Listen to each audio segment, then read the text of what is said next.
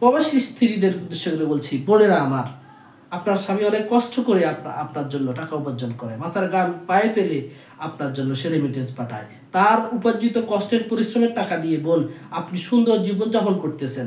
আল্লাহ তাআলা পবিত্র কোরআনে বলেছেন, ফাসলিহাতুন কানিতাতুন হাফিজাতুল লিল গায়বি বিমা হাফিজাল্লাহ। সতী সাধ্বী নারীর দুটো গুণ থাকে। একটা হচ্ছে কানিতাতুন, সে তার স্বামীর আনুগত্যশীল হবে, স্বামীকে সে মেনে চলবে। আর দ্বিতীয় গুণ হচ্ছে আল হাফিজাতুন, সে তার লজ্জাস্থানকে হেফাজত করবে। বোন আমার, আপনি যদি আপনার স্বামীর আনুগত্য না করেন, আপনার স্বামীর অবর্তমানে আপনার ইজ্জত আবরু হেফাজত না করেন, তাহলে আপনি সতী নারী বলে গণ্য হবেন না। আপনার চেয়ে নষ্টা, আপনার চেয়ে বস্তা, আপনার চেয়ে অকৃতজ্ঞ আল্লাহর দুনিয়াতে কোনো প্রাণী নেই। والصلاة والسلام على رسوله قال الله تعالى في القرآن العظيم لا تقربوا الزنا إنه كان فاحشة وساء سبيلا। সময়ত সুদী, বড় বড় কবিরা গুনার সময়ের মধ্যে অন্যতম কবিরা গুনাহ হচ্ছে জিনা, বেবিচার, পরকীয়া জড়িয়ে পড়া। বিবাহিত বহির্ভূত যে কোনো অবিবাহিত দুইজন নারী পুরুষের সম্পর্ককে বেবিচার বলা হয়। আর বিবাহিত নারী পুরুষের অন্য পর পুরুষের সাথে সম্পর্ক জড়িয়ে পড়াটাকে পরকীয়া বলা হয়, যাকে ইংরেজিতে এক্সট্রা ম্যারিটাল অ্যাফেয়ার্স বলা হয়।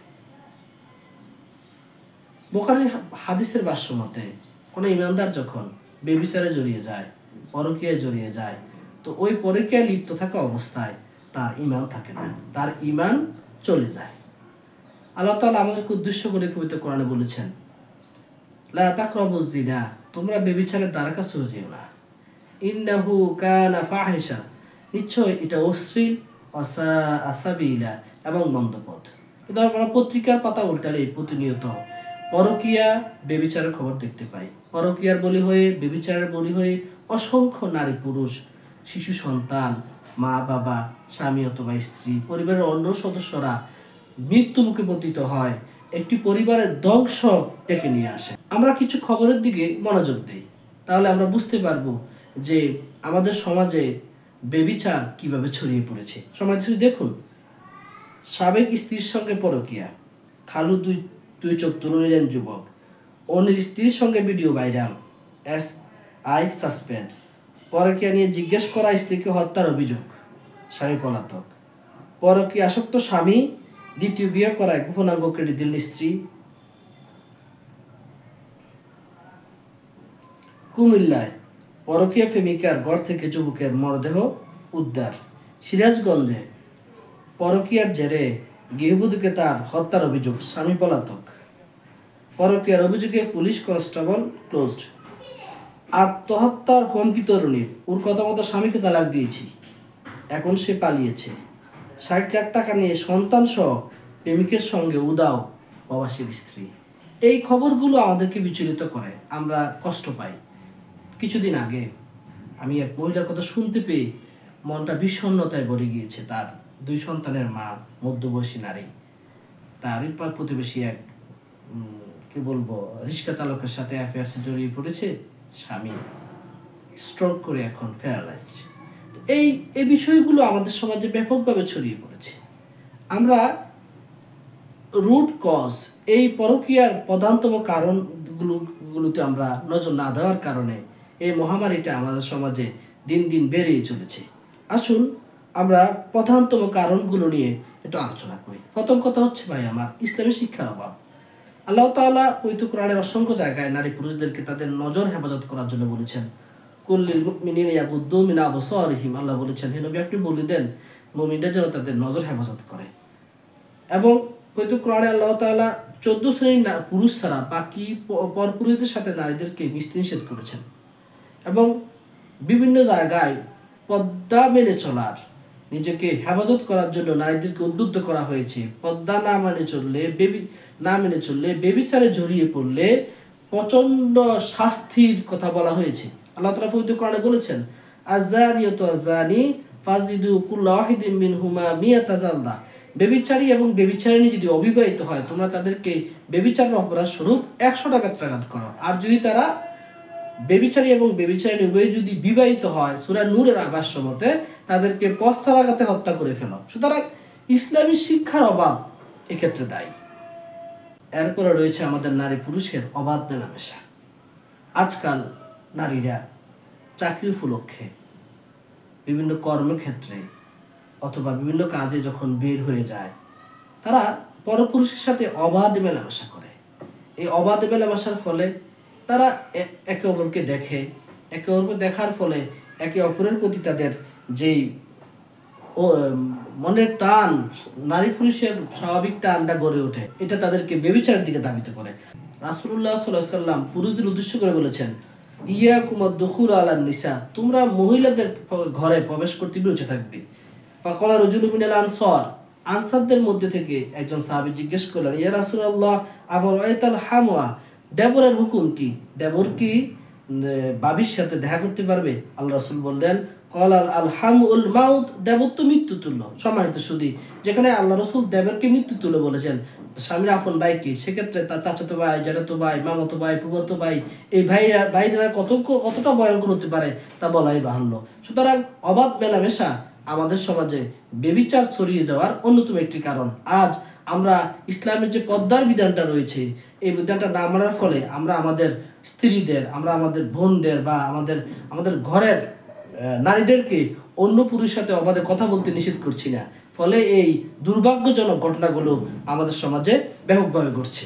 সুতরাং আমরা বলতে পারি অবাধ মেলামেশা, এবং আমরা সফর করতে দিচ্ছি, অদ্ভুত লাগে। ডাক্তারের কাছে যাবে, আপনি আপনার চাচাতো ভাইকে দিয়ে দিচ্ছেন, মামাতো ভাইকে দিয়ে দিচ্ছেন, আপনি ফুফাতো ভাইকে দিয়ে দিচ্ছেন, পাশের বাড়ির আপনি আপনার চাচাকে দিয়ে দিচ্ছেন, আপনার খালুকে দিয়ে দিচ্ছেন, এবং ওরা তো গায়রে মাহরাম, ওদের সাথে তো বিয়ে অবৈধ নয় বা ওরা তো মাহরাম নয়। এগুলোর ফলেই এমন অনাকাঙ্ক্ষিত ঘটনা তৈরি হচ্ছে, যার জন্য আপনি কেঁদেও পরবর্তীতে আর এর জন্য প্রতিকার পাচ্ছেন না। সুতরাং সফর যদি করতে হয় ভাই আমার, তাহলে আপনি আপনার মাহরাম আত্মীয় ছাড়া আপনার স্ত্রীকে, আপনার বোনকে, আপনার সন্তানকে অন্যদের সাথে আপনি সফর করতে দিবেন না। আসুন, নজর হেফাজত না করা, ওই যেটা বলেছেন আল্লাহ তাআলা বলেছেন, কুল্লিল মুমিনিনা ইয়াগুদ্দু মিন আবসারিহিম, হে মুমিন নারী পুরুষেরা, তোমরা তোমাদের নজর হেফাজত করো। সুতরাং আপনি নজর হেফাজত যদি না করা হয়, সেক্ষেত্রেও ব্যভিচারে জড়িয়ে যাওয়ার সম্ভাবনা রয়েছে। রাসূলুল্লাহ সাল্লাল্লাহু আলাইহি ওয়াসাল্লাম হাদিসে বলেছেন, ফাল আইনানে জিনাহুমান নাজর, চোখের জিনা হচ্ছে দেখা, হাতের জিনা হচ্ছে স্পর্শ করা, মুখের জিনা হচ্ছে কথা বলা। সুতরাং আপনি খেয়াল করবেন, এইভাবে প্রথমে কথা বলছে, একটা মিষ্টি হাসি দিচ্ছে, এইভাবে আস্তে আস্তে সে ব্যভিচারে জড়িয়ে পড়ছে। আল্লাহ রাব্বুল আলামিন তো পবিত্র কোরআনে বলছেন যে তোমরা পরপুরুষের সাথে মিষ্টি স্বরে কথা বলো না। তাহলে কি হবে, যে পরপুরুষ যার অন্তরে কুমন্ত্রণা রয়েছে, অন্তরে স্বাদ অনুভব করবে, ফায়াতমা আল্লাযী ফি কলবিহি মারাদুন, সে অন্তরে স্বাদ অনুভব করবে। সুতরাং শুরু থেকেই পরপুরুষের সাথে কথা বলা যাবে না, তার দিকে তাকানো যাবে না। এবং ব্যভিচারের একটা অন্যতম কারণ হচ্ছে পশ্চিমা সংস্কৃতির প্রভাব, ইলেকট্রনিক ডিভাইসের প্রভাব। আপনি আপনার পরিবারস্থ সদস্যদেরকে অবাধে মোবাইল দিয়ে দিচ্ছেন। মোবাইলের যথাযথ ব্যবহার পশ্চিমা সংস্কৃতির কালচার এবং ব্যয়াপনা দেখে সে আস্তে আস্তে তার অন্তর থেকে লজ্জা, শালীনতা, ভদ্রতা, এই অনুভূতিগুলো তার অন্তর থেকে চলে যাচ্ছে। একটা সময় গিয়ে সে অনুভূতি শূন্য হয়ে যাচ্ছে। আজকে অসংখ্য ফ্রন্ট সাইট রয়েছে, এবং টিকটকের নামে এবং লাইকিং নামে আমাদের মেয়েরা আজকে রাস্তায় নেমে পড়েছে, যা তাদেরকে পৃথিবীর সামনে তারা নিজেদেরকে প্রদর্শন করছে।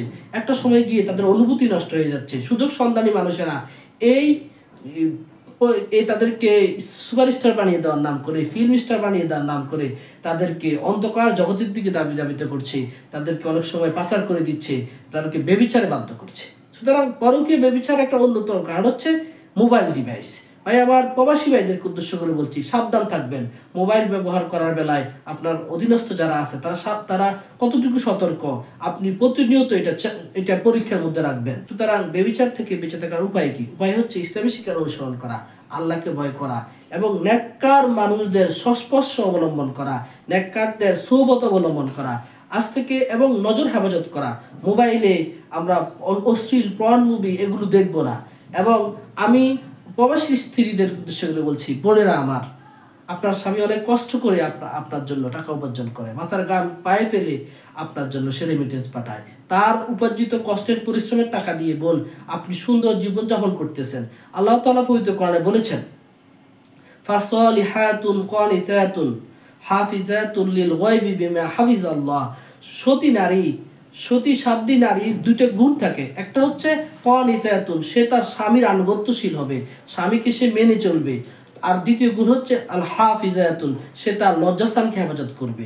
বোন আমার, আপনি যদি আপনার স্বামীর আনুগত্য না করেন, আপনার স্বামীর অবর্তমানে আপনার ইজ্জত আপনি হেফাজত না করেন, তাহলে আপনি সতী নারী বলে গণ্য হবেন না। আপনার চেয়ে নষ্টা, আপনার চেয়ে বস্তা, আপনার চেয়ে অকৃতজ্ঞ আল্লাহর দুনিয়াতে কোনো প্রাণী নেই। আপনি খেয়াল করুন, একটা মেয়ে যে কিনা সুকল প্রেম ভালোবাসায় জড়ায়, যে প্রেম ভালোবাসাটা হারাম, অবৈধ, তাকেও যদি অন্য একটা ছেলে প্রপোজ করে, সে বলেন sorry I have a boyfriend, না আমার একজন বয়ফ্রেন্ড রয়েছে। একটা অবৈধ সম্পর্কের একটা মেয়ে যদি তার বয়ফ্রেন্ডের প্রতি লয়াল থাকে, অনুগত থাকে, তাহলে আপনি কেন আপনার স্বামীর প্রতি অনুগত থাকবেন না, যে তার সম্বর্ষটা দিয়ে আপনার কমফোর্ট, আপনার আরামের ব্যবস্থা করতেছে। আপনি প্রতিবেশী কোনো ছেলের একটু মিষ্টি কথায়, একটু মিষ্টি হাসিতে, একটু কনটাকে আপনি ভুলে গেলেন তার প্রতি আপনার দায়বদ্ধতার কথা, ভুলে গেলেন তার প্রতি আপনার প্রতিশ্রুতির কথা, ভুলে গেলেন আপনার কচিকাচা সন্তানের কথা, ভুলে গেলেন স্বামী স্ত্রীর মধ্যকার যে মধুর সম্পর্কের কথা। এই বিষয়গুলো আপনি এভাবে ভুলে গিয়ে আপনি পরকে জড়িয়ে যাচ্ছেন। সুতরাং আপনার চেয়ে অকৃতজ্ঞ, আপনার চেয়ে অসভ্য মানুষ আর কে হতে পারে? সকলকে বলছি না, যারা এই সকল অপরাধে জড়িয়ে যাচ্ছেন, ওরা আমার ফিরে আসুন, আল্লাহর কাছে তওবা করুন, সমস্ত অবৈধ সম্পর্কগুলো থেকে বিচ্ছিন্ন হয়ে একমাত্র স্বামীর আনুগত্য করুন। এ স্বামী আপনার জন্য সর্বস্ব বিলিয়ে দিয়েছে, তার খেদমত করে দুনিয়া এবং আখিরাতের কল্যাণ করার চেষ্টা করুন। আল্লাহ তাআলা আমাদের সবাইকে একটি সুস্থ সমাজ গঠন করার তৌফিক দান করুন। জিনা, ব্যভিচার, পরকীয়ার মতো সমাজ বিধ্বংসী এই কাজগুলো থেকে বিরত থাকার তৌফিক দান করুন। আসসালামু আলাইকুম ওয়া রাহমাতুল্লাহি ওয়া বারাকাতুহু।